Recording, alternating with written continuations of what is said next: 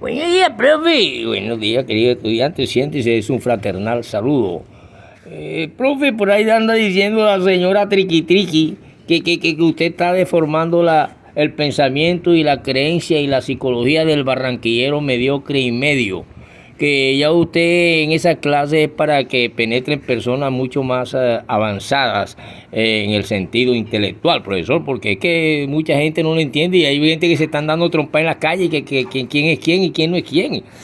¿Y cómo que usted va a decir que Dios no pare? Ni el diablo tampoco. Ay, ¿cuándo parió Dios? ¿O cuándo parió el diablo? ¿Acaso no analizan ustedes que del mismo principio ya hay deformación? Que hay una gran desviación, que quien aparece pariendo es el hombre y no la mujer.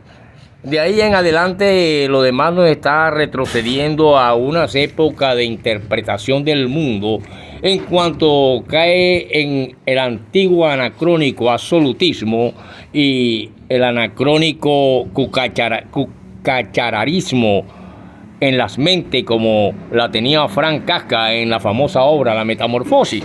Y ya aquí tendríamos que hablar de literatura, de sociología y precisamente hablar del pensamiento ideológico del hombre, porque entran grandes pensadores como Descartes, Spinoza, Malambres, Pascal, Locke, Leibniz, Berkeley, Hume, Rousseau, el del contrato social, Juan José Rousseau, que quiero detenerme precisamente en esto para después analizar la caída del romanticismo y el surgimiento del realismo social, que es lo que nos debe interesar en estos momentos también, que es un movimiento también histórico, y la decadencia del famoso costumbrismo, del cual Gabriel García Márquez es uno de los maestros, después que aprende con un inglés en sus obras.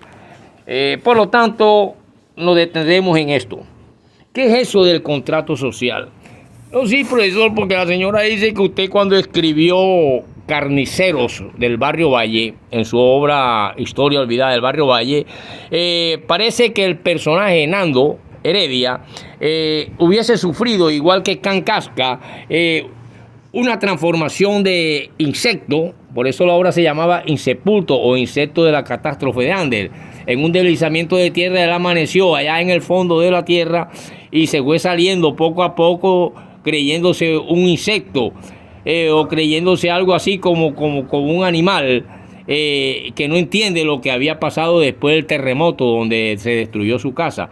Entonces, la metamorfosis de Franz Kafka es algo así, pero que va a los linderos de la psicopatología. Mientras tanto, cuando ya nosotros nos detenemos en estas cuestiones sociales, donde entra la intelectualidad, que es una asociación social, entra el campesinado, la clase obrera, entra la famosa burguesía, que nace después de la cuestión de Robespierre en 1848, y el surgimiento de pensadores como Karl Marx, que nace en 1816 y muere en 1886, surgen los análisis de la cuestión industrial y las cuestiones que tenemos hoy en día de las luchas de clase. Por lo tanto, la intelectualidad es una clase social, la burguesía otra, el campesinado, el vulgo y la plebe otra, y por eso así se distinguen los seres humanos en cuanto a la interpretación de las cuestiones intelectuales y de las obras. Por ejemplo, una cuestión es distinta cuando estudiamos la economía política de Nikitin a estar estudiando a Ricardo Smith, al otro norteamericano o al capitalismo mundial que nace después de la cuestión industrial. Precisamente para esto tendríamos que también estudiar el contrato social y qué es sociología. Hombre, profesor, ¿cómo va a ser posible eso, profesor? ¿Cómo nos explica eso usted? Bueno, tendríamos que, antes de hablar de Durkheim, a quien consideran el padre de la sociología, Durkheim, en las cuestiones de los anales de la filosofía y el pensamiento y la teología, nos está diciendo que Durkheim realmente es considerado, pero después de Augusto Comte, como el fundador de la Escuela Francesa de Sociología.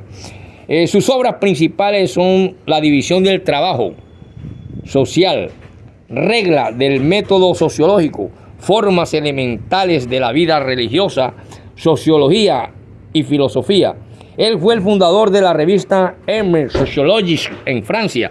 Pero para estudiar a este hombre, primero tendríamos que ver a quien realmente inicia esta cuestión, que fue Augusto Comte, el cual nace en el año de 1798 y muere en 1853. Augusto Comte es el fundador del positivismo, lo que en la antigüedad se llamaba fe.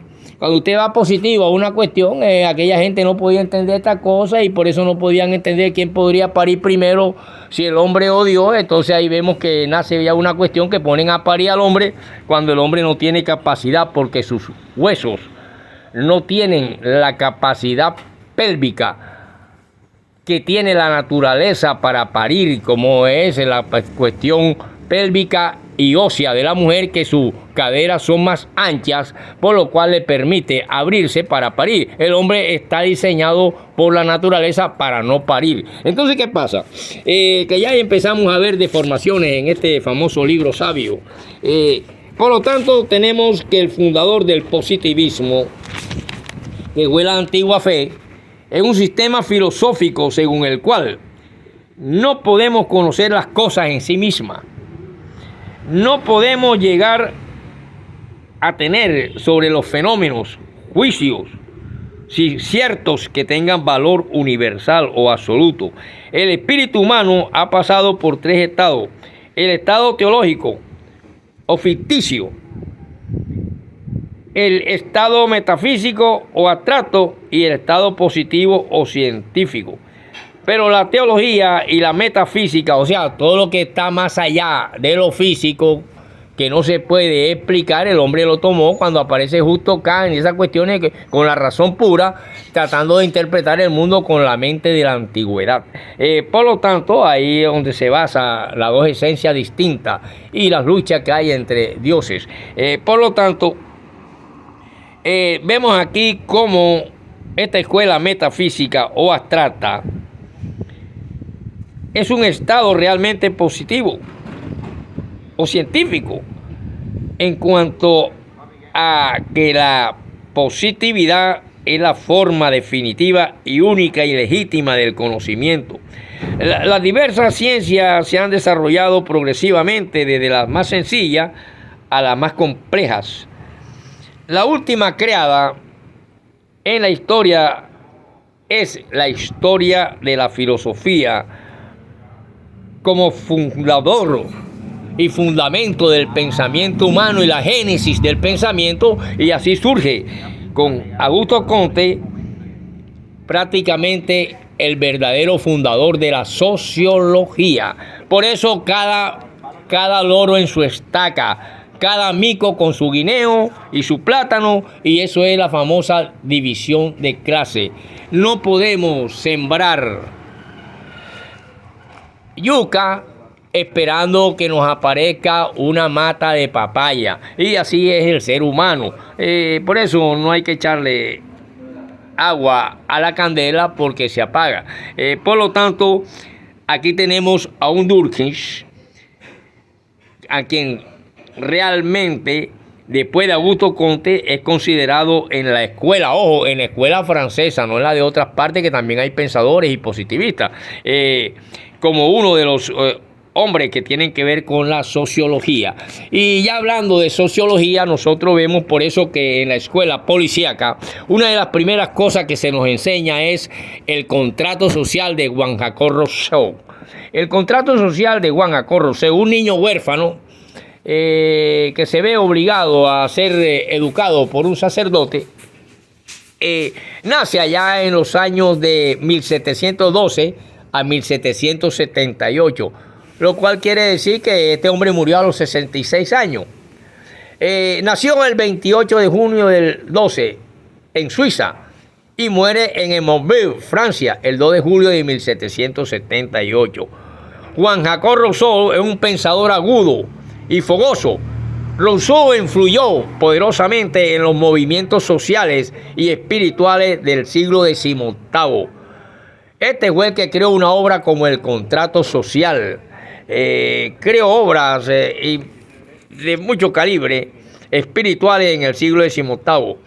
Este filósofo abrió el camino a la lógica, o el camino lógico a la tiranía de la lógica del que inventó la guillotina, o sea, aquella máquina que le cortaba la cabeza a los reyes para que naciera la actual burguesía que domina a través de su expresión de desarrollo y se convierte en oligarquía nacional. Y así, de esa manera, aparece Robespierre y en esta tiranía de Robespierre afirma hombres críticos de las cuestiones sociales como Menéndez y Pelayo, afirman que Rousseau sobrevivió o ha sobrevivido con sus letras a sí mismo.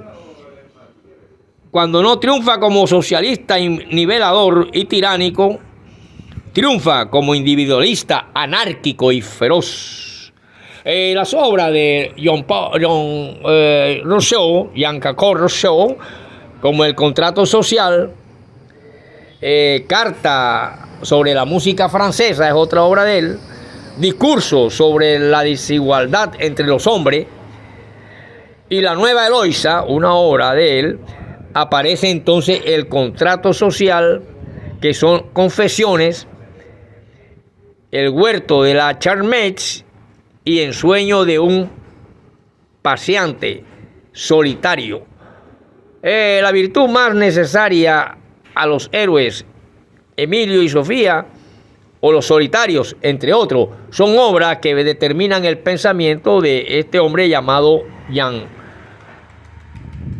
Rousseau, Jean-Jacques Rousseau, el cual su libro se determina por diferentes libros, como es el libro primero, cuando nos habla de las cuestiones sobre una propuesta que se puede colocar en el orden civil.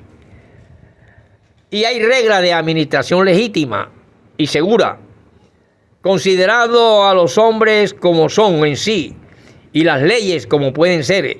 En este examen vemos cómo él procura unir siempre lo que permite el derecho con lo que dice el interés, a fin de que no estén separadas la ciudad y la justicia.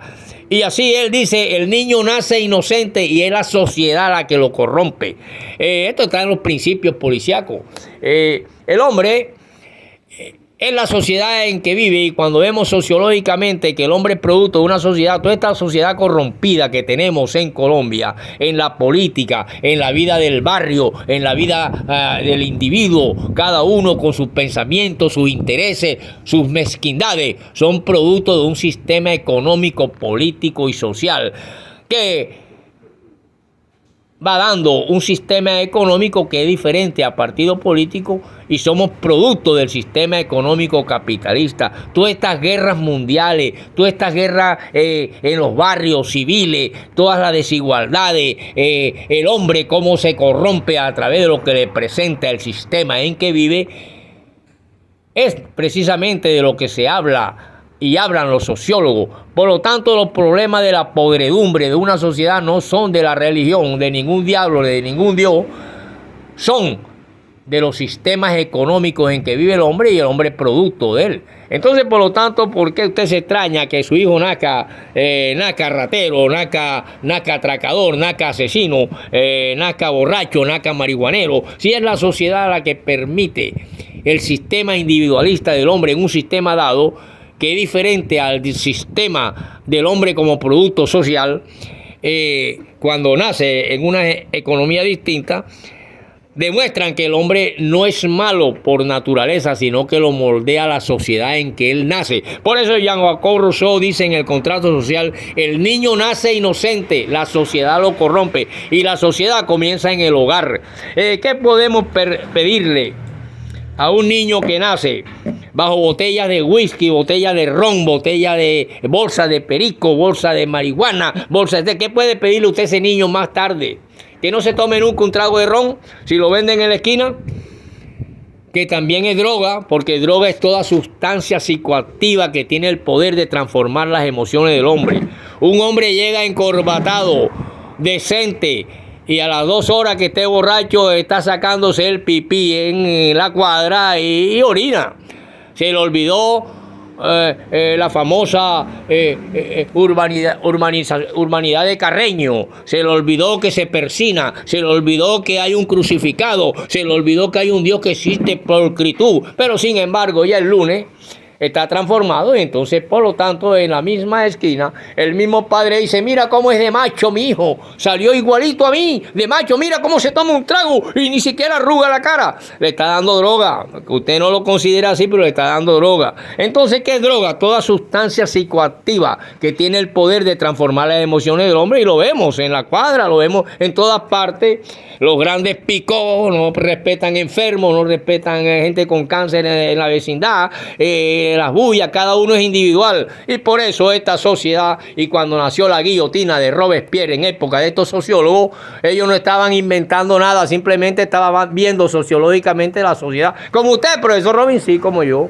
Por eso cuando escribí El carnicero, Nando, el carnicero del barrio Valle, es como, alguien me dijo, parece como si fuera la metamorfosis de Frank Kafka. Profesor, y usted todavía no ha leído ese libro, porque ese libro apareció en Francia. Así es la vida y así son las coincidencias. Nos vemos en la próxima, queridos estudiantes.